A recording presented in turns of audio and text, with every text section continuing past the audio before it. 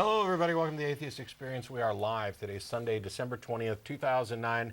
I'm your host, Matt Dillahunty. Joining me this week, Jen Peeples. Hello. Hey, how's it going? Good. By the way, today is a very special day, and as I get to sit in the driver's seat and decide what goes on the show, happy birthday, Mom. I know she's not watching, and she would prefer a birthday present where I did not appear on this show again ever, but I love you, and happy birthday. So, today's December 20th. We are rapidly approaching Christmas, and I'm sure we'll talk about that a little bit as well. For the people who are watching already, you'll see that I brought in my Grinch. Unfortunately, it matches our green screen, so we're going to call him the Ghost of Christmas Present. So, as he flies around. So, it's live TV, and it looks like things are working this week. So, we're incredibly optimistic. We've already got full phone lines. They're going to be screening them and put them up in just a second, so I'll get through the announcements pretty quick. As I mentioned, this is a live public access television show sponsored by the Atheist Community of Austin, a nonprofit educational organization promoting positive atheism and the separation of church and state.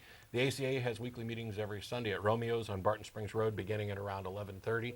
Except for the first Sunday of the month when we host our lecture series at the Austin History Center located at the corner of 9th and Guadalupe. The next lecture will be January 3rd. You can go to the ACA website, www.atheist-community.org, for more information about all of our upcoming events. There's a calendar there as well as announcements. The January 3rd lecture will feature Fred Edwards from the Coalition of Reason, who will be coming down to speak to a number of groups in the Austin area about hooking up with the Coalition of Reason and possibly putting billboards up in the Austin area as well. So if you're in the Austin area and you're not a part of the ACA, but you are part of some other atheist, secular, rationalist, free-thinking group, whatever, and you happen to be watching the show or visit the website, please come by the January 3rd lecture. It's important. We want to get as many rational-thinking people as we can involved in this project so that people can recognize that Austin isn't coming late to the party. We've been here for years, probably producing more hours of media than any other two other atheist organizations combined. That's not a slight against them. They can just do more. So in addition to this program, the ACA also sponsors a biweekly internet audio podcast called The Nonprofits. For more information, you can go to nonprofitsradio.com. That's P-R-O-P-H-E-T-S. And we were live yesterday for a special year-end show. Featured myself, Dennis Lubay, Russell Glasser, and Schilling drove down from Dallas for a special episode so that we could get just that little extra vitriol going. We'll be back, Nonprofits will be back for the 2010 season starting on January 16th and probably nearly every 2 weeks after. It's gotten to the point where I can't guarantee that we're doing it every 2 weeks, but we'll be working on it. And I'm also working on some additional special shortened editions of the Nonprofits to kind of fill in gaps and make up for us mistreating our listeners so poorly by not having episodes for a couple months. So we'll do what we can. In addition to the lecture, the morning brunch, there's a number of other ACA events, including a happy hour every Thursday at the Dog and Duck Pub at 17th and Guadalupe beginning around 7 o'clock. And after this program's over, everybody involved gets together for dinner at Threadgill's. That's at 301 West Riverside Drive here in Austin. If you're not in Austin, I don't know, cook up some home cooking at home and pretend like you've joined us. If you are here, you're welcome to come down. Any atheist or atheist-friendly person is welcome to come to any of our events. You don't have to be a member as long as you're not coming down to preach, proselytize, provoke, punch, piss off, pester, or pontificate about how cool you are. You're welcome to join us. We encourage that. One of the biggest reasons for the ACA's existence is to support the atheist community in the Austin area. We do more than that in the terms of media outreach to the world, and we're very appreciative of all the people who are joining us live via our own streaming service and live this week with the new beta version of Channel Austin Stream. You can put that announcement back up. I added it to the tail end. If you're on Internet Explorer, you can go to facil.channelaustin.org/streaming/ch16.htm. Everybody else is going to go to the same address except for ch16.asx. That's the new beta version of the Channel Austin stream. They've asked us to test this out. So if you're currently watching on Ustream and you have the ability to do so, please give one of those two addresses a try. See, we're told that the video quality and perhaps the audio quality as well is going to be much better. We're interested in kind of putting this through the paces, and the more listeners and more viewers we can get to watch these new streams, the better information we'll get about how these streams work, and this will allow Channel Austin to improve them and modify them for future use. Because we're the only show in town. Nobody else has got hundreds of people trying to catch the stream every week, and so this is let's see if we can get it over 1,000 on next week's show. So get the word out if you're listening over, if you're listening to the audio via MP3, your podcast, whatever. Might want to tune in next Sunday and see if you can join live streaming 4:30 p.m. Central, and we're on till 6 o'clock. Dinner's at 6:30 afterwards. I think that's almost all of the announcements. Okay. Almost. But I'm not remembering what the other ones are. I can't think of anything you missed right offhand. So I missed Schilling. Is he going to be at dinner tonight? We don't know. Oh. I'm hoping so. He may be able to make it down. Our favorite misanthrope. Yes. I've had an email conversation with a misanthrope. You may have been reading that. Yeah. That's what I forgot to announce. I saved this for afterwards. In addition to being able to visit the websites, if you want to contact us and you do not get through on the telephone today, or you don't want to get through on the telephone today, or you're terrified of getting through on the telephone today, you can email tv@atheist-community.org. That email goes to myself, the co-host, some of the people behind the scenes. We cannot promise to respond to all of them, but we do read all of them. And this is very important. If you're sending an email, in the subject line, please include either AETV or NPR. That's the only way that I can guarantee that your email is not going to be eaten by my spam filters. Other people may get it. On occasion, I see an email that was eaten by my spam filters that somebody else saw and answered, and I see the response because theirs is protected. But if you're looking to get it, make sure it gets to me and to everybody, or as many people as possible. Please include those labels in the subject line. We get entirely too much mail, and some legitimate mail just gets marked as spam. Because, I don't know, maybe the spam filters of Yahoo and Google and stuff are now trying to avoid religious proselytizing. So, are you all ready for Christmas? I am. I actually had a very interesting week. I was on jury duty this week. Great. Yeah. Did they make you say, "So help you God"? They didn't, actually, and that's something we get in email a lot. People will say, "Hey, how do you do jury duty? Do you get kicked off if you're an atheist, whatever?" And so, I tell you that there was no point in the selection process where I was even asked any questions about religion. So, they didn't even know until I said something to the judge when she was about to swear us in, and I told her I don't swear to any God. So she said, "Okay, I'll give you a separate oath." And so she did. So no big deal. And I was actually selected for a jury and seated, so not a big deal. Yeah, and actually Schilling brought this. Why is there an empty thing there? I don't know. There's like a bar at the Jen bottom. is blank. Yeah. It should say Jen, but they'll get it. Anyway, we talked about this yesterday, and actually Schilling and I have had conversations about this before in the past. And Schilling raises what I think is a very good point that deserves to be raised again, which is giving somebody the option to either swear on a Bible and "So help me God" versus choosing not to do that and just to affirm. While that may be a step in the right direction, it's still problematic. Yeah. Because it introduces a bias. If you're doing this, for example, if you're coming up as a witness and there's a jury there, and the last two witnesses have, "I swear to tell the truth, so help me God," and you come up and "I affirm that I will tell the truth under the penalty of perjury," and sit down, that immediately puts your statements in a different context. Now, it may be, to some jurors, a more positive context, and to others it may be a negative context.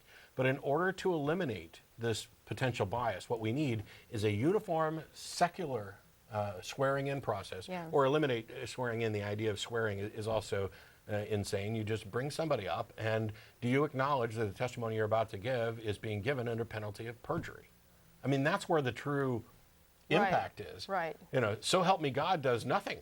People lie for their gods all the time. It's perjury that's the issue. Because basically the penalty the court is going to mete out is not that God's going to strike you dead because you told a lie or you didn't, do something you said you were going to do under oath. It's going to be that the court will sanction you. Yeah. You will either be in contempt of court or you'll be charged with perjury or something legal will happen to you. You're not going to wait till the next life or get struck down from this one because you didn't do what you said in your oath. But, I mean, the simple thing to do would be just omit that "so help me God" part at the end, and because that's all my oath was. It was the same as everybody else's except without the "so help me God" part. And so my preference would be that you just have the same oath, but at the end, you just omit that part. And then if somebody wants to put that out there, then that's on them. And that would be an expression of their personal beliefs, and that's permissible, versus the court saying, "so help you God." Not quite sure what's going on with the stuff at the bottom of the screen, but Yeah. So we'll let you go ahead and Well, finish up what you were talking about, and we'll start flipping taking my some finger. calls. Well, no, I actually, the war on Christmas has gone to Congress. South Carolina has their own clueless git of a representative here, Henry Brown, who introduced a resolution which makes it clear that Christmas should not be watered down for political correctness. He's very concerned that Christmas is being watered down and it's becoming a politically correct holiday season. And this is going to cause the loss of sacred traditions and things. And so I'm feeling a tear here for Henry. But anyway, he strongly disapproves of any attempts to ban references to Christmas. And he expresses support of those symbols and traditions. So he's taken valuable time from Congress to introduce this non-binding resolution. And he's been joined by 18 of his fellow House Republicans this week, and I think there probably are some Democrats that are going to sign on to that too, so it's not a political thing here. And his last comment was that while Christmas is a national holiday, its true meaning is to celebrate the birth of Christ. Okay. So. Well, I might say that I strongly disapprove of attempts to ban references to Christmas. I don't see any reason to ban references to Christmas. I don't either. I'm not even sure what he's complaining about. I mean, it's who's banning references to Christmas? Now, perhaps there may be some legislation that prevents overt religious displays in some cases, and we have a couple of callers who are actually waiting to talk about those types of things. But that's not a ban on referencing Christmas. And I don't know how it could ever happen, being a national holiday. Hey, guess what? Christmas is coming up. I'm mentioning it. We're probably going to talk about it off and on quite a bit today. Yeah. I think Russell's point from last week is very well taken, which is that there's not so much a war on Christmas as there's a war on everything that's not Christian about Christmas by Christians. Well, and here's another example of that. There's a website now called standforchristmas.com, and it's sponsored by, I think, Focus on the Family is one of the sponsors of this, and Family Research Council probably. But they're basically rating the retailers, saying, who's friendly, who's negligent, and who's offensive. And they don't give a definition of how you rate those, whether they're friendly, negligent, or offensive. Somehow I kind of doubt that, if you go into an American Eagle outfitter, that they're going to say, fuck Christmas, happy holidays, so I don't know. But anyway, that like, Russell was saying, it's really a war on everything non-Christian about the holiday season. Yeah. So, now they're telling people, hey, you can use these ratings to decide who to shop with. And you can. You are entitled to boycott Absolutely. whoever you want for whatever silly little reason you feel like. Yeah. One of these days, I think their biggest fear is that they're going to get to a point where nobody, including their adherents, pays any attention to their little boycott schemes. And now all of a sudden they'll be reduced back to the toothless status that they had 100 years ago. Yeah. So, well, we've got several callers on the subject, and I want to if you're ready, we can go ahead and Yes, get started the with them. topic for today is reason for the season, so bring us reason. So we've got Robert from Alabama. Thank you, sir. How are you? I'm actually having a pretty good day, to be honest with you. I work a retail store. Now, just so everybody knows, I am a theist.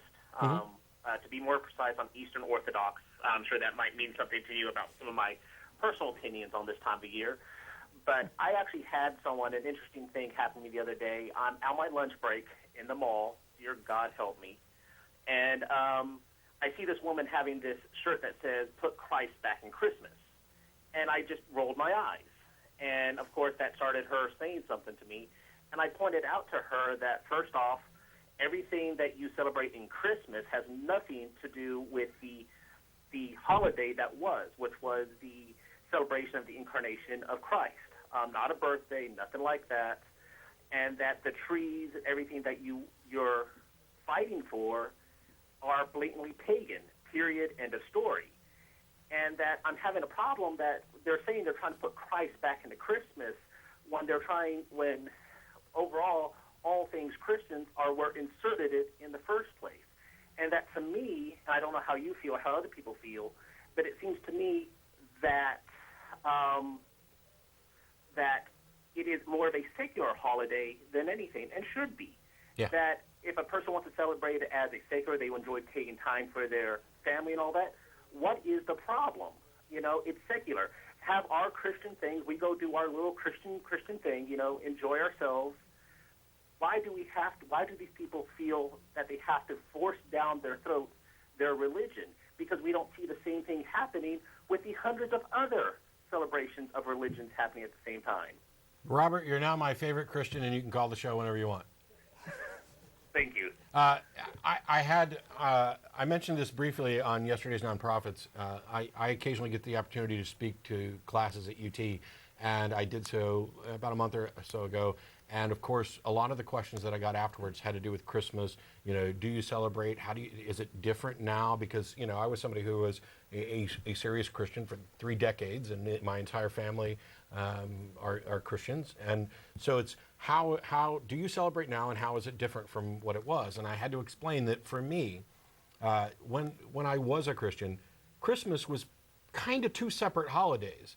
There was the Christian elements. That was the celebration of, as you point out, the incarnation of Jesus, or Jesus' birthday, as it is often referred to in more Protestant religions. And then there was the entirely separate, I wouldn't have known that it was secular at the time, but conglomeration that became a secular Christmas. Trees, Santa, reindeer, presents, eggnog, dinner, drinks, laughing, some carols that aren't perhaps religious, etc. All of these things, getting together with family, celebrating, none of these things have anything to do with Christianity. And I as I pointed out yesterday, I know that in my case, while everybody looked forward to Christmas, what people generally looked forward to were the secular bits. I don't remember as a child anxiously waiting around for the Sunday service where we would celebrate Jesus, because we were in church every Sunday night, Monday night, Wednesday night. We celebrated Jesus all the time, so there was nothing particularly extra special, although you might have, a Christmas pageant or, some sort of special event at the church. But that wasn't what people looked forward to. And by and large, I didn't look forward to it as I was growing up for that reason. And I don't think that if people in my family were to answer the question honestly, I don't think any of them look forward to Christmas for the Christian aspect of it, because that's supposed to be part of who they are every day. They look forward to Christmas for entirely secular purposes. I totally agree with you. I mean, I still don't understand why they're having to force it in, and I hope you get a caller, because I'll be listening in all day, to explain why a person feels they have to, because it seems to me, even if they try to go from a traditional sense, even if they say, well, it's tradition, well, as I say with anything, well, how far back tradition you want to go? Because it seems to me that traditionally this was never celebrated in the first place except in pagan cultures. Yeah. If you want to go back before Christians overtook it, well, then we're going to have to do that. And I would also ask this, and this was brought up in the chat room earlier, that I would like to know is, if you put a tree in your room and you say it's part of Christmas, well, the Bible prohibits that in a religious context. I mean, it out and out says, do not take a tree and decorate it in your home. Yeah. So it's in Jeremiah 10, I think. Yeah, and so I always wonder, how can they do the two when they want to claim it's Christian, yet at the same time, during the rest of the year, they'll go crazy about pagans and how evil and everybody's going to hell, and doing pagan celebrations. To I be think fair, this entire thing is to be fair, there are a lot of denominations that do not celebrate Christmas, that do understand and they're opposed to its pagan roots, so they don't celebrate. There are a number of denominations that work that way. The rest of them, I think, are just largely ignorant. And I don't mean that as, oh, you stupid little Christians. It's true. It's ignorance. And we see this ignorance all over the place. I've got a couple little bits that came from emails in Sunday school and stuff that I'll probably touch on a little later about Christians just accepting something as true without any evidence, investigation, or consideration at all. But Robert, I thank you a lot for the call. You there? Okay. Well, I think those Christians or otherwise who don't celebrate Christmas are just Scrooges. Yeah. My thing is this whole movement to put Christ back in Christ Mass. Okay, if you followed that to the extent that they seem to prefer, which is let's remove everything that's pagan and secular about Christmas and just celebrate it from a purely Christian standpoint, then the holiday would be about as relevant as Passover. I mean, really. Yeah. You would not, there would be nothing particularly special about this season. There would be no reason to make it a national holiday. There would be no reason for businesses to close. It would be just another religious observance. And by the way, for all of you who want to do that, you're entitled to. Nobody's forcing you to tell your kids about Santa. You don't have to exchange gifts. You don't have to put up a tree.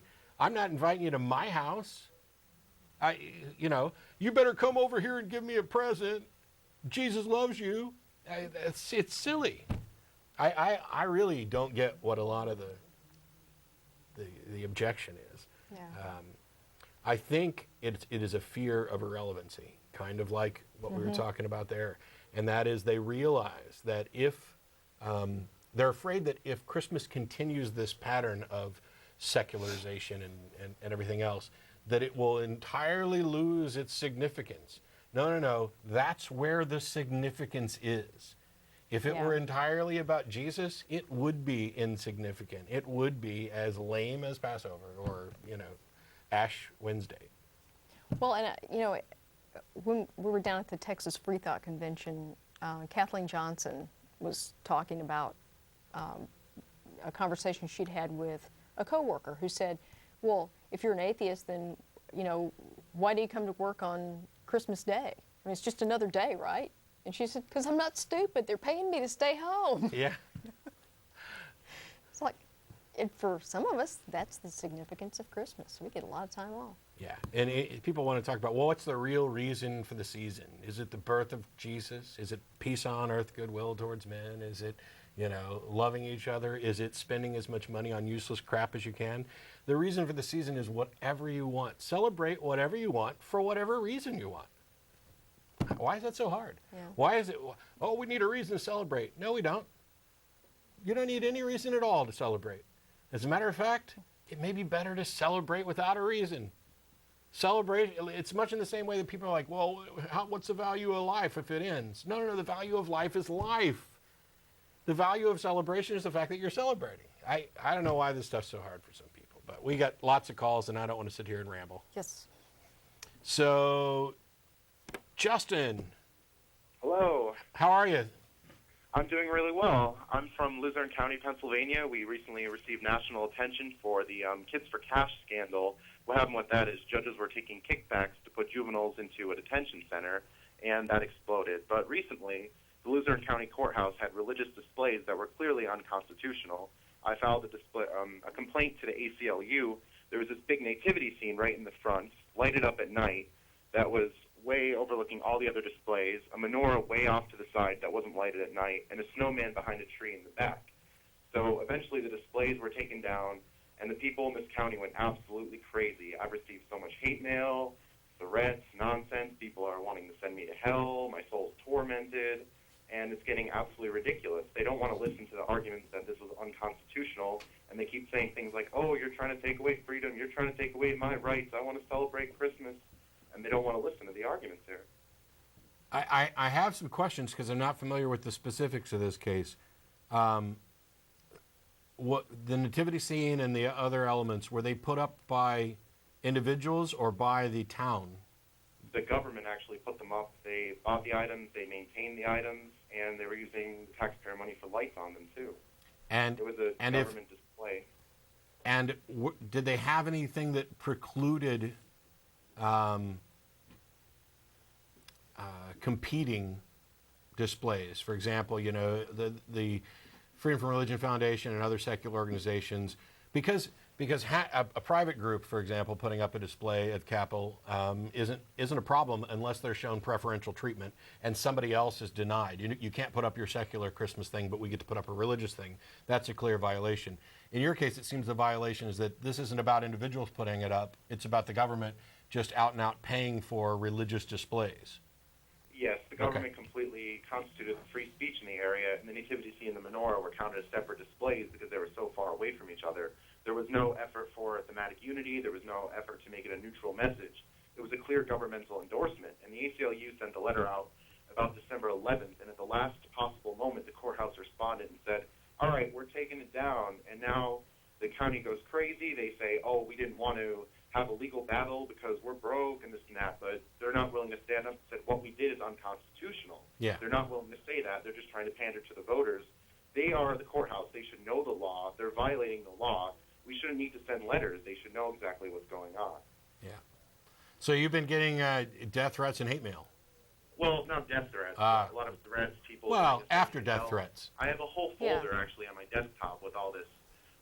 It's a lot of ignorance. People don't know the law. People don't want to listen. This one person, apparently from the Marine Corps, sends me a message here. It ain't unconstitutional. You dummy. The God Constitution says the right to free religion. The courthouse religion is Catholic, so that's what they are displaying. Now shut up and crawl back into your hole and go play your little D&D and beat off with your friends. So that was kind of interesting. Nice. So we've got at least one Marine serving who doesn't understand the oath he took to uphold and defend the Constitution. That's Well, he might appalling. understand the oath. He just doesn't understand the Constitution behind the oath. Yeah. I'm supporting the Constitution, and that church is, that courthouse's religion is Catholic. That's what he says. Wow. That's, yeah. There have been a lot of really good ones. I mean, if you Google my name, it's Justin Vakula. You can easily find everything. I'm being lambasted on Craigslist. They said, when am I going to go down there with a pink cigar and, have a pole and this and that? And it's getting absolutely out of hand. My wall has been flooded. But it's been kind of entertaining, and it proves the point here that these religious people don't want to listen to clear argumentation. They haven't even read the legal arguments. And even if they did, they say, oh, we don't care. We just want our tradition. Yeah. So they say, just forget the law. Yeah, they're happy to endorse the law when the law supports them, and they ignore it when it doesn't. And they do the same for science. They're happy to cite science when science appears to support them, and they're happy to ignore and deny science when science doesn't. It's an entirely win-win situation for them. It's so absurd that it's difficult for me to even grasp how I ever thought remotely like that. I know. And yet I also know people who currently think like that. I have people that I deeply care about who think like that. And it's one of the reasons why we keep doing what we're doing here, because one of these days I'd like to think that it may be possible to figure this stuff out, to figure out what it is that drives people. Is it just fear? Is it just ignorance? Is it a combination? Is it some evolutionary remnant of relying on authority? I don't know. Well, and I think a lot of people that they want to have religion in the public square. It's almost like they want some kind of government endorsement of religion, but they're ignorant of what happens when you do that. And Europe is a very interesting case in that, because most countries in Europe have some kind of official church. And what you see over there is that having this official government-sponsored church has basically eliminated the competition. So all of these other different beliefs that people have, and I mean, we've got, I can't even count how many different denominations we have here, and even some of the stranger ones that have sprung up as, you know, homegrown American denominations. But, you know, one of the reasons that these groups have flourished in this country is because there is this competition for ideas, and because there's no official endorsement of government religion. So I think that, you know, people that want the government to endorse their brand of religion, they don't seem to get what they're asking for. But, you know, if people are really hell-bent on living in a theocracy, tell them to move to Saudi Arabia. You know, they got a theocracy there. They'll hook them up. Of course, you know, the argument will be, well, that's not my religion, but that's the beauty of a theocracy. You don't actually get to pick the religion you have to practice.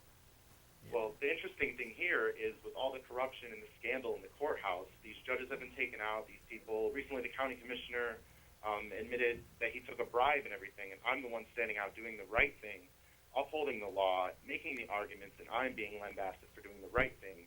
And more people are apparently concerned more about this nativity scene than the juveniles getting arrested and put into prison for kickbacks. Yeah, and I did hear about that case with the juveniles getting arrested and imprisoned because of the kickbacks to the judges. You aware of that? I hadn't heard about that. Yeah, the story on that, I'll just summarize it really briefly. The story on that is that there were a couple of judges that were overseeing juvenile cases, and there were lots of juvenile cases coming up that should have been, you know, the defendants should have had probation or some lesser penalty because it was a first offense or it was pretty minor.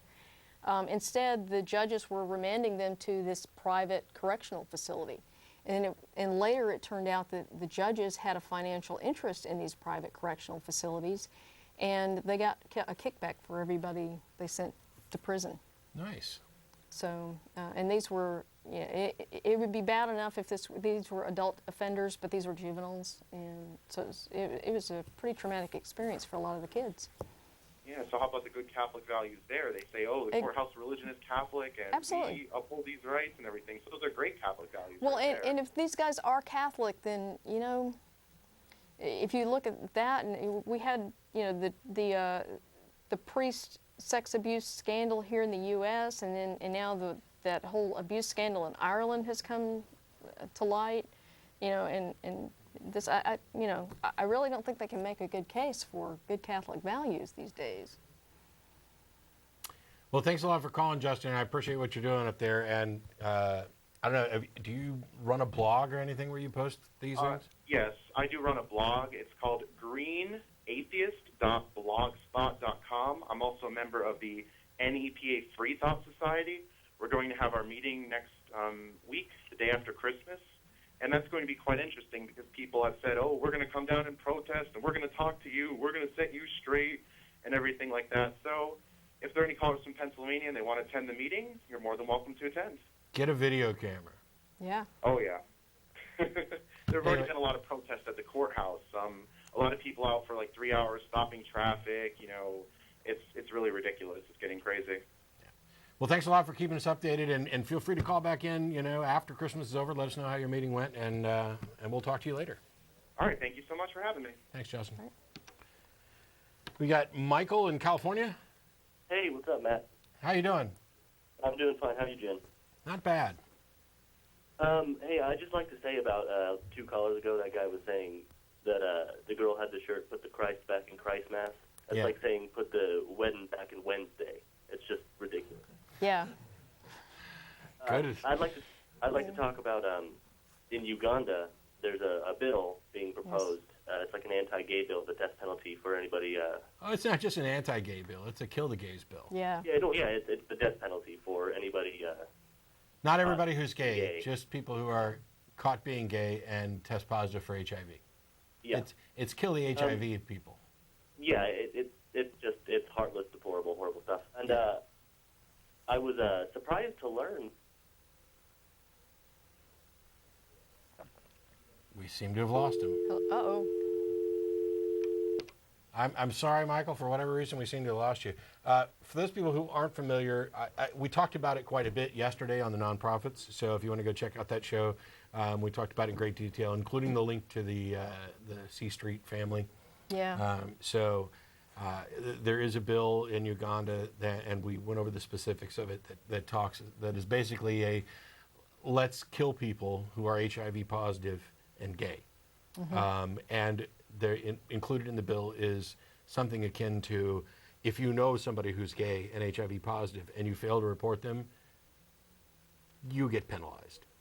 I mean, that's the type of witch hunt thing that we're talking about here.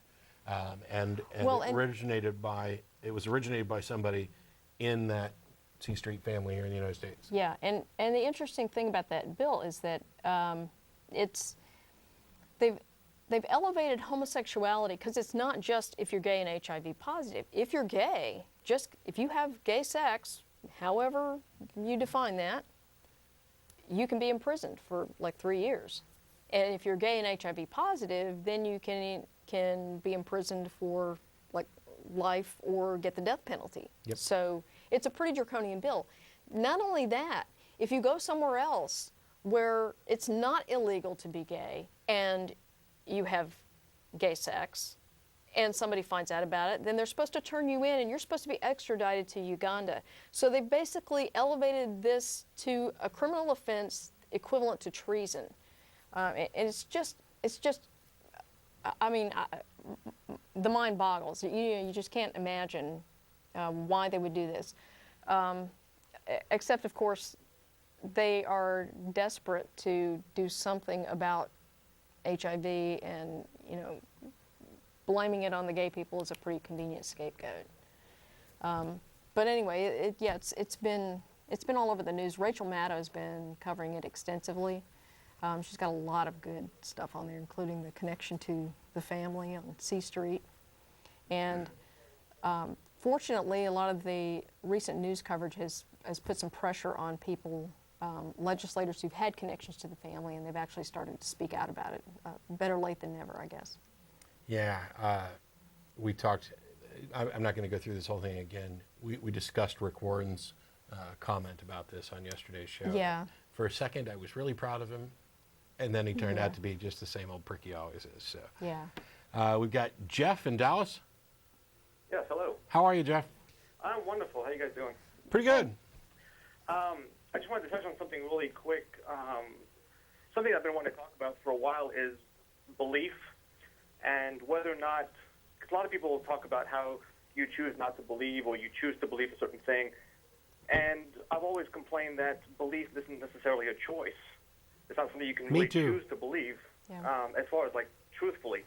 And kind of wanted to get your opinion on whether or not it's based on your personal experience or whether it's something you've been taught, or whether something that you've seen or experienced may be evidence for you, and maybe that's why it's caused you to believe in something, and maybe you can kind of shift one way or the other. I completely agree. I don't think it's in any way a simple exercise of will or a simple choice as to what you believe. I've talked about this a number of times, and if you go to the ACA website and go to the lecture series and navigate down that page a little bit, you'll find a lecture that I gave on belief.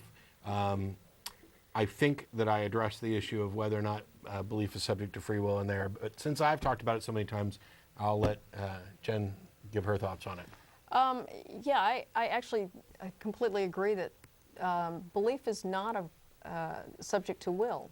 And of course, the example that we give all the time is if you believe that gravity is an illusion, and you jump off the roof of your house,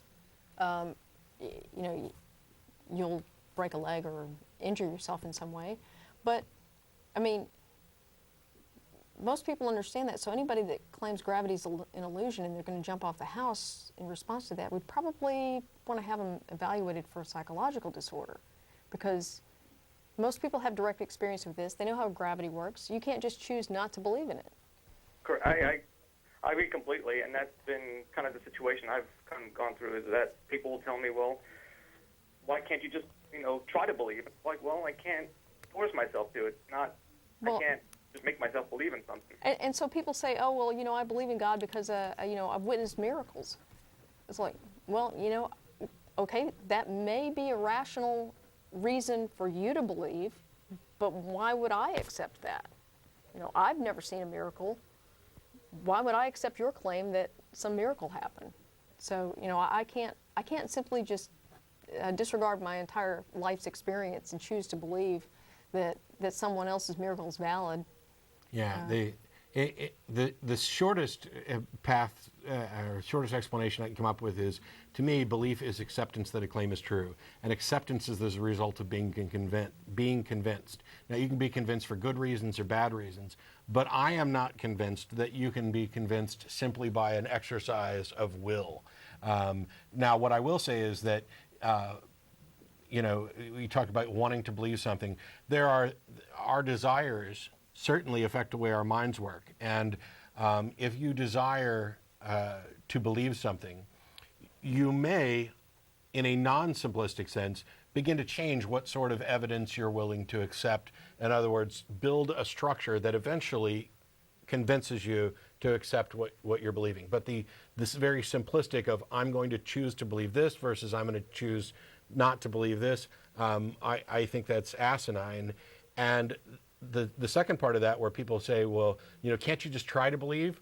Well, depending on what their claim is, I may not want to believe. I'm entirely with Hitchens that the idea of some kind of getting to the end of my life and finding out that this life was some kind of cosmic joke and testing ground by some sick, twisted God being who designed everything and is going to judge based on all these actions, and your real life starts after you're dead. I mean, I don't have any reason to want to believe that. Oh, sure, I'd like to live longer than I'm going to live, perhaps even forever. I'm still debating that issue. But the idea of wanting to believe that there's some bumbling God who made mistake after mistake and loves blood sacrifice, and killed himself for a weekend in order to save everybody, I don't even want to believe that. What about kind of like a sociopathic tendency where if you maybe tell a lie enough times, you start to believe it, and kind of like a form of self-delusion? Do you think a lot of people are just kind of fall into that category? Yeah, but I also wouldn't call that. I think we'd both agree that's also not an exercise simply the will. I mean, the mind can be trained, right? And I think that our minds are trained, and we are all a little bit brainwashed through. I mentioned many times we rely too much on induction and inference because they're generally reliable. We make mistakes that aren't discovered. And of course, these mistakes affect us because we build every future bit of information, every new understanding that we gain is based on everything that's come before. And there are numerous little mistakes, and most of them are probably innocuous and don't really have any catastrophic effects on the new understandings that we're acquiring. But occasionally, there's going to be some bit of misinformation in that structure that is going to poison everything up and get you to a point where you believe something with insufficient information. And I think that baseline training is what we're talking about when we're talking about things like mind control or learning by repetition or telling a lie so many times that it becomes the truth. Right. Yeah, I've actually been watching some videos by Darrien Brown. I don't know if you've had the chance to look at him, but his stuff. Yeah, I love Darrien. I'm sorry? Yeah, I love Darrien. Yeah, his stuff was really, really good. But I didn't want to get off topic too much. I know you guys were talking about the war on Christmas, and I don't know if you guys had heard about these new buttons that people are wearing saying that it's okay to wish me Merry Christmas. Yeah, I don't really have any objection to that. Yeah. I mean, it's a bit snotty, but so am I. Yeah. So I'm fine with it. And by the way, it's okay to wish me Merry Christmas. I'm not going to be offended if somebody called. It's okay to wish me Happy Hanukkah. You could say whatever you want to me. I'm not going to be offended. Now, and on some level, it's absurd. To come up, hey, Happy Hanukkah. It'd be like telling me Happy Birthday on your birthday. It's kind of like that, but it's not offensive. Right. it doesn't faze me. And as somebody who actually celebrates Christmas from an entirely secular perspective, and by the way, when I say celebrate Christmas, I mean I have on many occasions gotten together with family. I do exchange gifts on occasion. There have been Christmases, though, where I sat at home and did nothing and didn't really bother talking to anybody, and didn't get together and exchange gifts or anything. So it's entirely up to whether or not I feel like it. But thanks a lot for calling, Geoff. I appreciate it. Thank you very much. Appreciate you guys. Thanks a lot. Did you have something to add on that? No. I stomped all over that. I No. just realized. I just, marched right through the belief thing. No, it's because you have I a have- Jesus-shaped hole in your heart. Yeah. Grinch. We've got Richard in Pennsylvania. Hey. Actually, my question was, do you actually believe in a soul? No. What my question is basically, I am a brain. That's what the whole thing comes from. Like, if I'm thinking and I'm logically here, I could be anyone's brain. It's a little crazy talk, but, you know, how am I this person? Why aren't I a different person? Yeah, I think if you think about, you know, what you're experiencing you're experiencing your own consciousness, okay, and that experience is very subjective and personal. And if you think about, you know, where are you in there?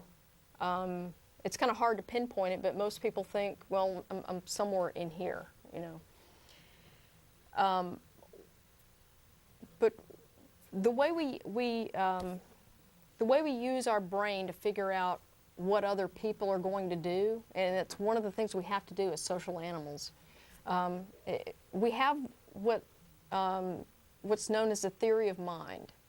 I have a theory that my mind exists. I exist, and my mind is actually the activity of my brain. Okay, so if I have a theory of that my mind exists, I can have a theory that yours does too. Okay, and now I've posited the existence of an unverifiable entity called a mind. Okay, and once we've done that, it's a pretty short leap to conclude that this mind exists independent of our physical life. And I think that's really where people get this idea of a soul. It's this unverifiable entity called a mind. We don't remember when we first became conscious because it happened when we're so young. So we think that we've always been here in this brain, this mind. And so we have this concept of a soul. And, you know, I think that's where it comes from. It's sort of like an evolutionary trait that kind of jumped the tracks a little bit, and it allows us to go off in a different direction. To kind of answer or respond to a question you ask of, you know, why are you and not somebody else? Why isn't copper uranium? Because it's not. I mean, you are what you are. The idea that your brain could have a different conscious, sentient personality in it is true. We know this is true because people have suffered brain damage, which has resulted in dramatic personality shifts. And brain hemispherectomies can often result in two different personalities with different desires and thoughts within a single brain or within the two lobes of a brain. And there are ways of communicating with each half independently. This is all it's all interesting stuff that sounds almost science fiction-y, but the brain is not completely understood. We're a long way from that. But the idea that there is something extra it's understandable why people come to that, as Jen was pointing out. It's an idea that's appealing, but it's not necessarily an idea that is true. And this kind of Cartesian theater of the mind and the intentional stance of saying, I am me and I can see what you're doing and you're you. And well, when I'm dead, am I dead? You know, am I just the physical? And the answer is, as far as we can tell, yes. Every single thing that people have attributed to a soul that is identifiable, personality, likes, dislikes, thoughts, feelings, emotions, sensory information, all of that is reasonably identifiable in different areas of the brain and distinct from individual to individual. Now, what people do is they hypothesize something on top of this, that yes, your brain does all this, but there's some non-physical soul thing that is like the brain behind the brain. And there's no evidence for this at all. There's no reason to think that that's true. All right, do you think if there's some way that my brain could be transplanted into another human body, do you think I'd still be here as the brain itself?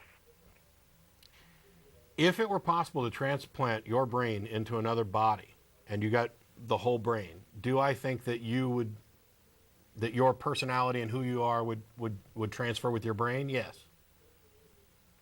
All right, yeah, that's basically all my question. I'm sorry, it's Sure. sort of confusing. Oh. Yeah. Now, I don't know that that's true. It may be the case, first of all, it may be the case that it's impossible. Yeah. You're talking about lots, and I'm gonna go ahead and let you go, but thanks a lot for the call. You're talking about lots and lots of connections Yeah. that may forever be beyond our ability to do properly. It may also be the case that simply moving a brain and trying to make those new connections fundamentally changes what's in that brain. And it'd be like my eyes and Jen's eyes are similar. I mean, on an evolutionary scale, they're identical. On an individual scale, they're similar. If we were to wire my brain up just to her optic nerve so that I would be seeing through her eyes, something, I don't know, can they do eye transplant? I don't think they've completed an eye transplant yet. But if we were to do that and wire it up, what input would my brain be receiving? It wouldn't be receiving exactly the same information that it would get from my eyes, because her eyes are slightly different. And so the information is going to be slightly different. My brain's going to process it slightly different, and that's going to begin to change who I am. We are all changing all the time. I'm not the same person I was 5 years ago. I'm not even made of the same stuff. And what is it, 7 years until every atom in your body's been replaced? And yet I am still me. And that's because the definition of what is me changes as I change. And that's as close as we can come to I think, addressing that. But you know, we've talked about this theory of mind thing before, and it's really interesting because we've pointed out on the show before that some autistic individuals never develop a theory of mind. So they never have this sense of self or the intentional stance, the ability to discern what somebody, yeah, that there's another mind. Yeah, I would say too. actually not this sense of self. They don't develop the sense of being able to understand other people as intentional agents. So, you know, and that's a critical social mechanism that we need in order to basically get along as social animals. So that actually addresses, you know, some of the issues they have with social interactions. And that's not certainly true of all autistic individuals, but it's one of the things that's been identified. And it's not, this theory of mind is not a product of intelligence, because if you look at kids with Down syndrome, they do develop a theory of mind, and they develop it on the same timeline as any other kid. So it's not a product of intelligence. And the other thing is you can lose your theory of mind. So if you develop Alzheimer's, for example, Alzheimer's patients typically do lose a sense of correctly interpreting other people's intentions and even the sense of themselves. So, yeah. So Michael from California has managed to call back, and we'll get to him in just a second. I wanted to go ahead and get the announcements out of the way that I keep forgetting to repeat, and that is that after the show's over, here in about 35 minutes, everybody involved in the show gets together for dinner at Threadgills at 301 West Riverside Drive. We'll be there around 6:30 p.m. Don't be embarrassed in the slightest. You can walk right up to the nice people at the front counter and say, I'm here to meet up with the godless heathens, those reckless atheists who are here every Sunday. And she'll say, oh yeah, they're right back there. They know us. We have a really good relationship with that restaurant, and glad to be back. We had to take some time off while we were doing the show from my place. But so, Michael, are you back? Yeah. I'm sorry you got cut off. Yeah, I don't know what happened. All right, how far did I get? Well, what was I saying when I got cut off? I'm not sure right when I got cut off. Well, you were talking about this bill, and then after you got cut off, we continued because we talked about this on yesterday's Nonprofits in a lot more detail. Okay, well, I just wanted to bring up American evangelical support for the bill. Yeah, with Rick Warren, the famous evangelical author. Rick Warren does not support the bill. He doesn't? No, Rick Warren came out and said that he is strongly opposed to the bill. But what he said was, and it's stupid, and I'm paraphrasing, he said, I strongly oppose this bill, but gay people are still abominations that deserve to die. He didn't say it like that. What he said was, we cannot deny the biblical position with regard to homosexuality, but I strongly oppose this bill. I mean, that's probably like a political opposition rather than an ideological one, I think. Yeah, it was one of the sleaziest moves I've ever seen. And it was, when I heard that he strongly opposed that bill, I was like, wow, finally Rick Warren's done something that I agree with, that I can appreciate. And then he had to go and taint it with this, but we all know that gays are still evil, and this is the guy who was at the inauguration, but. Yeah. Also, there are other, the Pray Out the Gay movement with like Richard Cohen, those guys who claim to have fixed gay people here in America. He supports this bill, and I'm just wondering, should these organizations still have tax-exempt status? They're supporting foreign legislation. It's horrible. Actually, I was going to correct you on something. Cohen says that he doesn't support the bill, even though his book was used as the basis for a lot of the arguments in favor of this bill. He came out and said that he doesn't support something like that, that he promotes this reparative therapy, which is garbage. So he does not support the bill, even though his book was used heavily by the people who wrote the bill. Wow, I seem to be guilty of slander against those two people. I apologize to them. That's all right. They're both asshats. Yeah, they really are asshats. And I mean, Rachel Maddow hammered Cohen on her show. I bet he enjoyed that. Yeah, well. Anyway, she was pointing out that he quoted some stuff in his book that came. It was lifted almost verbatim from the work of Paul Cameron, who is. He's very dishonest. He's not a legitimate researcher. He's the guy that he concluded that gay men were more likely to die young because he read some obituaries, and he was collecting. And that was how he sampled a population. Was he would read obituaries and he would pluck out all the gay people and compare those with the numbers of non-gay people, but he was using. Papers in like West Hollywood and stuff where there's a high percentage of gay men who at the time he did this survey were dying from AIDS. So it was a horrible sampling methodology. He's been kicked out of every professional association that he was a member of. So his work was thoroughly discredited, and Cohen quotes him in the book as if he's a legitimate source. And to address your other question real quick, and then I'm going to get on to some other callers. You asked, should they be tax exempt considering they're supporting and giving opinions on foreign legislation? First of all, I don't think they should be tax exempt at all. But given that they are, their position on foreign legislation is completely irrelevant. They're not taxed by those foreign governments. There's nothing that says they can't speak out.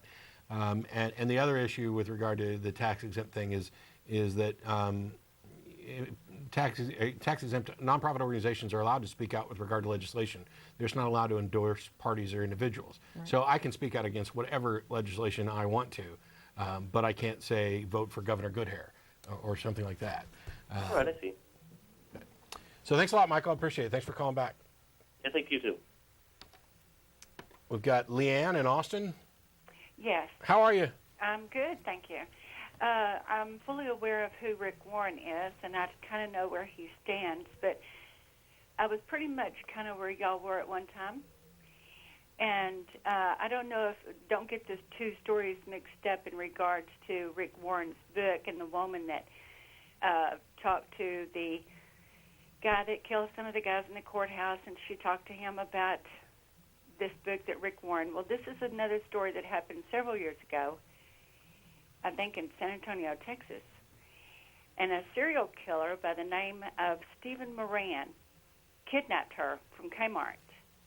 And she was a very devout Christian. And being with him for many hours, she witnessed to him. And the reason I bring this up is because what's happened to Stephen Moran happened to me as well. But with him for hours that day and talking to him, he finally surrendered his life to Christ. Mm-hmm. And I wish you knew the story. It's too long to tell. But later, after he was caught and convicted and put on death row, his birthday gift was to talk to this Christian woman once again. And he had prayed. He said, if this is real, if you're real, God, make this come true to me by giving me this last death wish, you may call. Mm-hmm. And he says, well, he asked for this woman to come see him. Well, that's kind of unusual for this woman to be able to come and see him and come and actually talk to him. And well, why is that unusual? So when they did, well, I don't know, but anyway, you say that it is, but now you say you don't know. Okay, go ahead. I'm trying to find out what's the point of all this. When she goes in to ask to see him, he asked her. He said, "Do you remember when we were together, and I threw my hands up?" And she said, "Yes." And he said, "I started crying." And he said, "Now I understand what you're talking about." Because all his life he had been so angry, and he had killed many women. And in fact, he had killed one the night before he kidnapped her at 2 o'clock.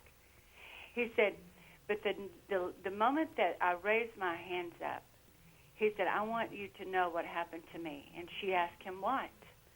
He said, "God spoke to me audibly, and I could hear him. And he spoke to me, and he said, 'Stephen, this is the last time I'm going to call you.'"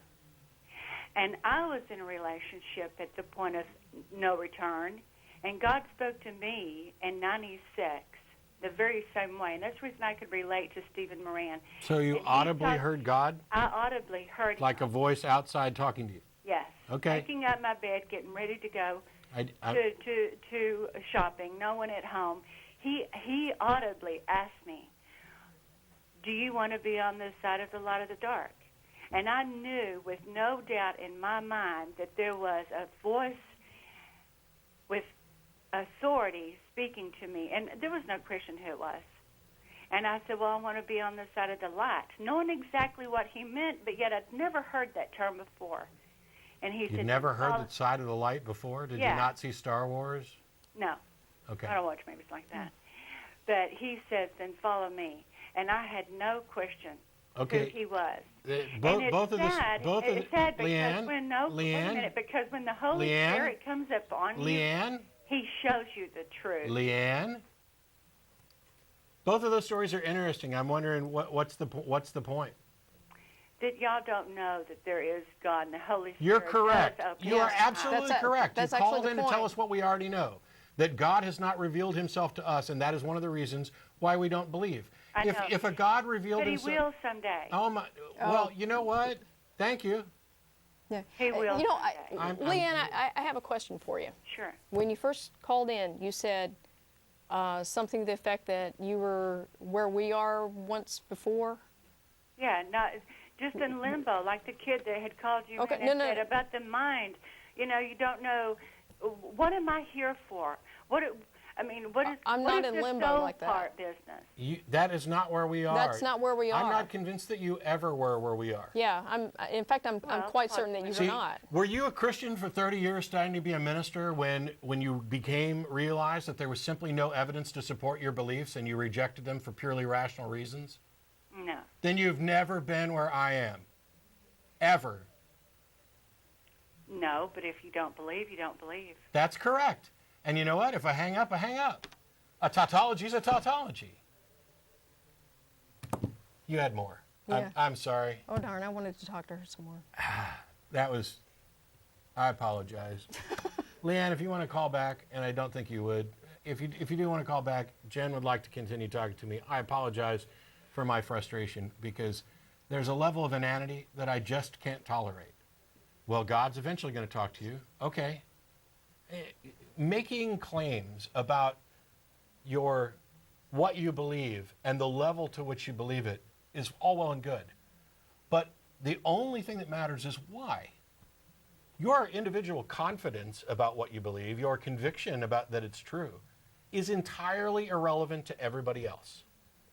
I got a report from somebody who went to Sunday school this morning, who part of their Sunday school lessons was this pithy little saying that nowadays uncertainty is prized over assurance and tolerance is prized over conviction.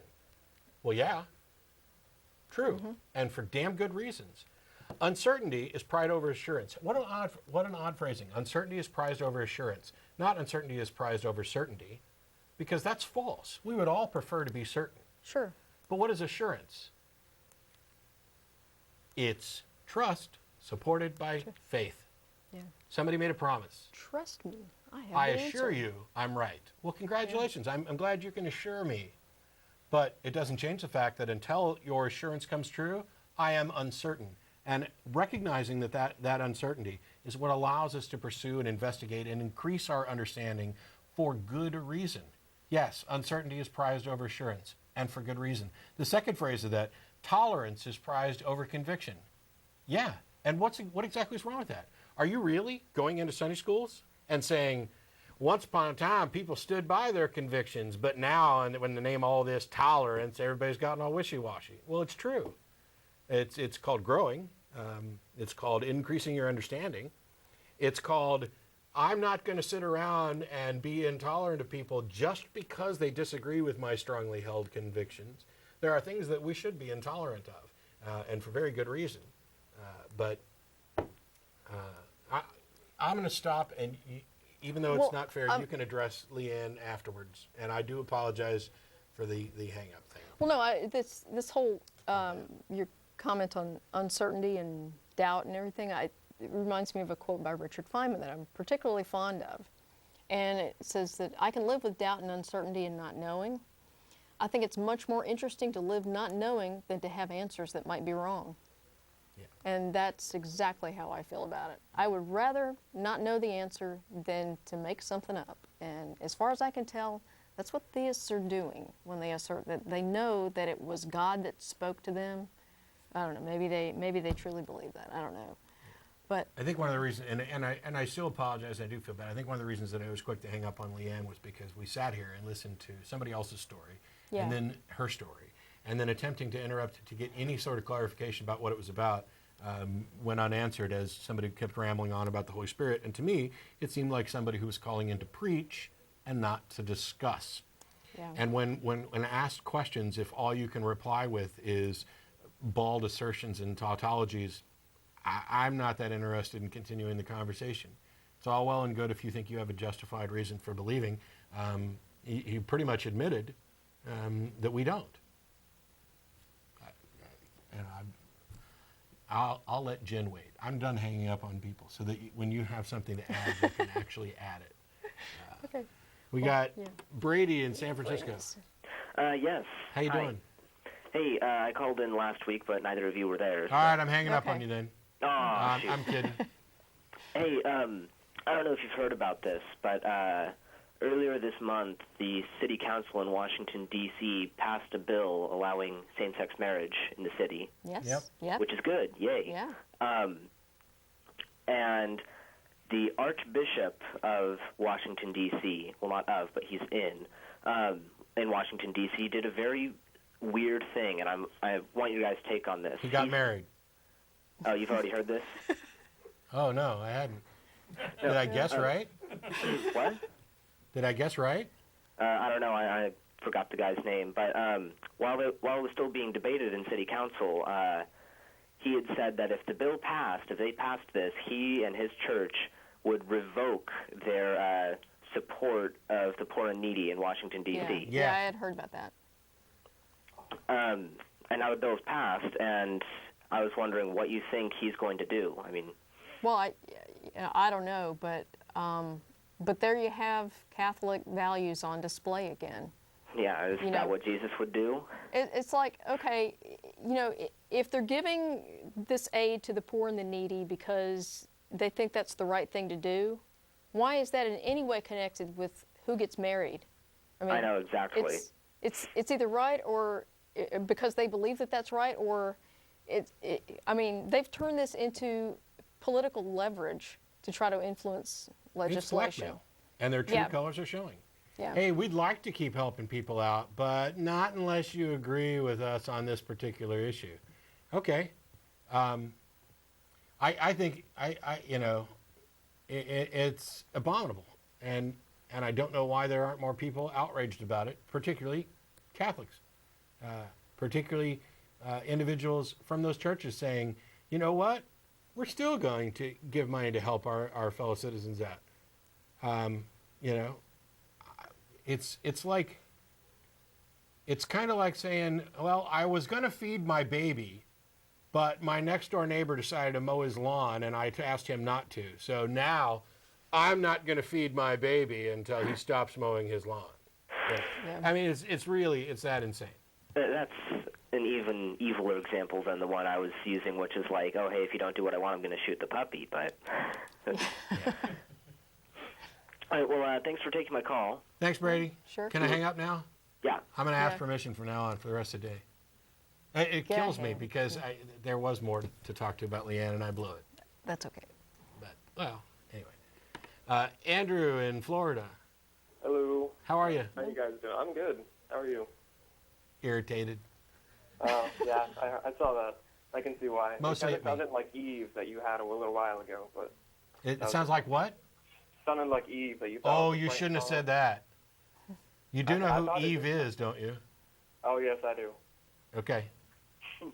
Anyways, I just want to thank you guys. It's a good show to actually help me convert, or deconvert, I guess. No, I have to ask you something. Okay. Now that you've deconverted, have we ruined your life or destroyed your will to live or anything like that? Oh, I'm cutting my wrist right now. Oh my okay. gosh. I can't handle it. No. No, I've actually seen improvement in my life. Okay. Good. Thank you. So, yeah, Great. it's good. No, we get a lot of email from concerned trolls who say, hey, don't you think you're taking people's will to live by stealing their faith? Not at all. I've become much happier. Okay. Well, great. Good. Go ahead. Ask your question. Anyways, one of my questions is my mom and stepdad actually are hardcore Greek Orthodox Christians, and they preach to me all the time. I have to sit there and listen to it. I haven't told them yet. Of course, I've heard you have a few calls about this, but what do you think I should do about that? That's just one of my questions. I have a couple more, though. How should I... About telling them that you're an atheist? How should I approach them, or do you think I even should, or just let it be for a little while? How old are you? 18. Are you going to be financially dependent on them for a while? I actually live with my dad, but they live 30 minutes away and visit them quite a bit. But I don't know your parents, so I can't even begin to guess at what their reaction is. And considering that I wasn't Greek Orthodox, I don't even have a good reference point. What I can say, it's a cop-out to say that you're the only one who can decide. But what I can say is that you'll know that it's the right thing to do when you come to a point where you're more comfortable with it, where you would prefer to be honest with them about who you are than to hide it. And if you have good reason to think that their reaction would be so negative that it would be damaging to your health or welfare, obviously you don't ever have to say a word. Praise Jesus and lie your ass off if you think that your life is in danger. I don't think that's the case. I mean, although I have had some emails about extreme responses, but there are a number of ways that I've suggested people try doing it. One of them that I've become a little more fond of is just to stop pretending. First of all, don't come out and say, "Mom, Dad, I need to let you know I'm an atheist. Instead, don't participate with church stuff. Don't play along and pretend. Just begin to treat it like it's a non-issue. And this, when and if it promotes the discussion or prompts the discussion about what you believe, that's when you can say, well, I just don't believe that. I don't believe that. And then you can have a discussion that doesn't begin with, dun, dun, dun, I'm an atheist. Instead, you can have a discussion that begins with, hey, we thought you were just like us, and now we're finding out you're a little different, and we can work through this and figure out where we stand. And you may find out that the end result's the same, that there's still this tension. But I think it's probably a better approach than what I did, for example. But. Yeah, probably. Yeah, it's definitely. I'm expecting quite a response, because I've even talked to them about just looking at other points of view, and it's going to hurt your soul, and my goodness, I really couldn't get them to understand that, if your beliefs are true, then you shouldn't really have a problem with looking outside the box. But yeah, actually, the method that Matt described is pretty much how my family came to understand that I'm an atheist, although they don't use that word. But it was a little easier for me because I hadn't lived at home for a long time. And so I wasn't financially dependent on them and hadn't been for a long time. But looking back on it, since they've come to understand that I'm an atheist, we've had like one major blow up, and that was one family member broke the rule, which was, we have this sort of don't ask, don't tell rule in my family with regard to religion, specifically my lack of religion. So one family member broke the rule. We had a nasty little discussion about that, and then we left it alone after that. So that's kind of the rule in the family. It's kind of kept the peace. And looking back, we had lots more contentious arguments when I was a teenager, and I was refusing to go to whatever church they wanted to attend at one time, and that was actually a denominational thing. Because at the time I identified as Episcopalian, and they were trying out different churches, sort of this, cafeteria-style Christianity that lots of people, go through at some point. So, what Matt described is, just kind of slowly start withdrawing from religious participation might actually be the path of least resistance for you. One note of encouragement or optimism is you should probably understand from the beginning that once everybody's cards are on the table, things will never be normal again, but they will proceed towards a new normal. Mm-hmm. Because unless your parents are some sort of sick, evil monsters, they love you, just like almost every other parent loves their kids. And they're going to have to find a way to reconcile their distaste for what your beliefs are with their love for you. And while my parents and I have a pretty good relationship, things have achieved a new normal, and part of it is we're not going to discuss this because they're ill-equipped. But I think it's a good thing in the sense that it puts them in the position of having to rectify their assumptions and preconceptions about what an atheist is with, this is the child that we love who's not really that much different from us and not much different from what we thought he was. Having to reconcile that, it softens people. It's hard to be mad at somebody when you know them. It's easy to vilify somebody as long as they're a stranger. It's like people talk about, I was a homophobe until I actually found out some of my friends were gay, and all of a sudden they're decent people. And so now I'm not a homophobe anymore, and it softens people that way. You just treat them decently with respect, but limit the amount of crap you take, because you are the one who is changing the nature of the relationship, and so you bear some responsibility for that. On the other hand, that doesn't mean you're a punching bag, because if their view of you changes, it is entirely the responsibility. It is entirely their responsibility, and it is because of their religion. If their religion has poisoned their mind so much that they cannot accept you for who you are, That's their problem and not yours. Yeah, hopefully. It's funny because I tell them that I'm just looking around and, apparently the devil is in everyone except, people of our religion, and you're all trying to harm me. And if they kick you out, you can't live with me. Oh, man. Sorry. I was banking on. I got no room. All right, and I just had one other question. Sure. You probably can't, but how can we at this point reconcile free will with a completely naturalist, worldview?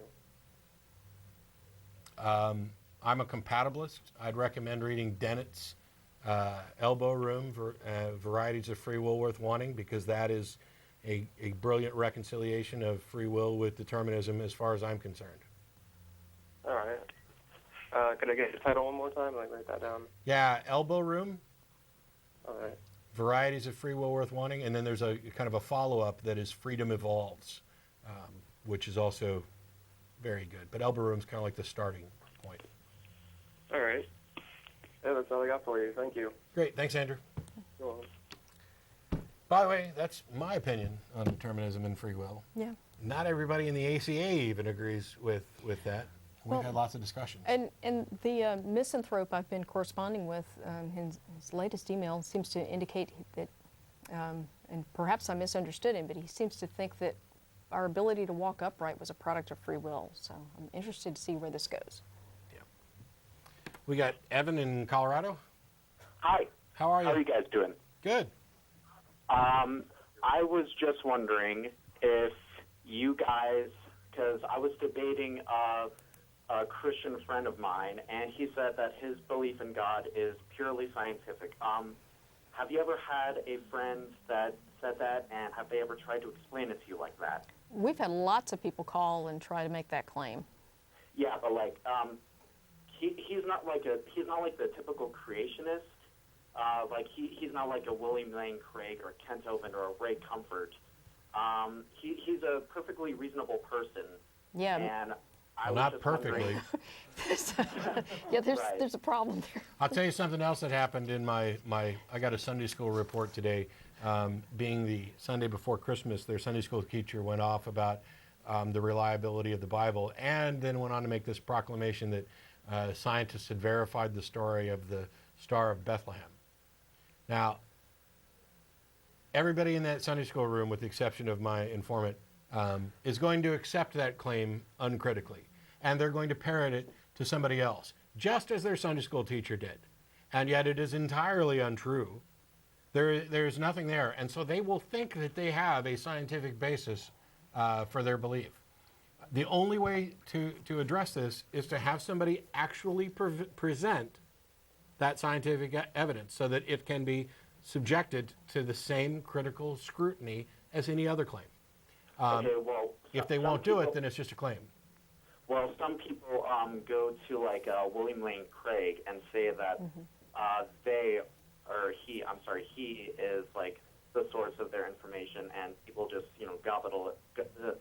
I can't speak today. Gobble it up as if it were true. Yeah. Yep. Okay, that's all the questions I have. Well, what kind of scientific evidence does your friend present? I don't know, because he was replying to one of my atheist blogs that I've written, and the blog that he was referring to, I deleted them because my girlfriend got mad at me because you're an atheist and I'm a Christian, and I was just writing all these atheist blogs, and she didn't like that, so I deleted them. So you're unequally yoked too. Yeah, so you're not only going out, you're not only dating somebody who strongly disagrees with you, but you're whipped as well. Yeah. Well, I think it's better to be whipped than to have like no one at all. That's my personal opinion. And that's fine if that's the way you feel. That's your prerogative. Yeah. I'd rather be with somebody who cares about me for who I am, and I don't have to pretend to be somebody I'm not. And barring that, I'd rather be by myself. Not everybody agrees, and they're all entitled to whatever. I was joking about the whip thing because you volunteered that she didn't like it, so you deleted it. I mean, I'm not knocking the fact that you're in a relationship with somebody you care about. And so, anyways, I was posting these blogs. I deleted them, and I finally gotten some of them back up. But the one that he was referring to, I deleted, and so I can't really put it up. Yeah. So I don't know what it was, but I think I have a blog here that talks about something from it. Let me just check and see. Well, actually, the reason we're kind of running short on time, and we've got some calls here, but most of the so-called scientific arguments for the existence of a God fall into some categories like the fine-tuning argument or cosmological argument or something like that. Right. If you can identify those characteristics, you can Google that. There's plenty of refutations of those arguments online. And most of them also have commentary at ironchariots.org. Yeah. Right. All right, I'm almost out of time, so I got to let you go. Okay, thanks. Thanks a lot, Evan. We've got Darrien in London. Hi. How are you? Hi. Hello? Hello? Oh, it's in Hello. Canada. Yeah, Canada. Yeah, that's you. Awesome. Sorry, Ustream is confusing me here. It's kind of Yeah, laggy. Yeah, Okay. it's best if you mute that and just talk to us. Yeah, ignore the stream. Yeah. I just closed it because it's confusing. But yeah, so I wanted to just ask a quick question because your topic is reason for season and stuff like that. And 45 seconds. Oh, 45 seconds. Wow. Okay. I recently have had a big issue with my aunt specifically because she's very Christian and she raises her kids really Christian. And I guess one of my hugest problems is how to deal with her over the Christmas holiday. I don't want to be on my own, but I wonder if you had any tips on how to deal with her without having to get into these conversations. Because it seems to be a big issue of contention lately. So she's proselytizing to you? Yeah, she basically, she thinks that I'm rebelling and doesn't accept that I'm just not a Christian. So. Okay. So she seems to think that Is she right? No, it's definitely not. I mean, I am an atheist. I absolutely am. Well, this is something that you can actually demonstrate and have discussions about, or if you're forced to, unfortunately, a lot of times you have to avoid the discussions. I'm afraid, I apologize, that we are out of time, so I got to let you go. Thanks to the crew, who, if they've got the camera our ready, awesome crew there. they can show themselves. Please feel free, anybody, to join us at Thread Guilds on Riverside. And Leah-Anne, I apologize, and if you show up at Thread Guilds, if you made it all the way through the show, I'll buy your dinner. So we look forward to seeing you all again next week. Thanks, everybody, for tuning in. And there's the information on our new opening theme and music. Yeah. See you next week.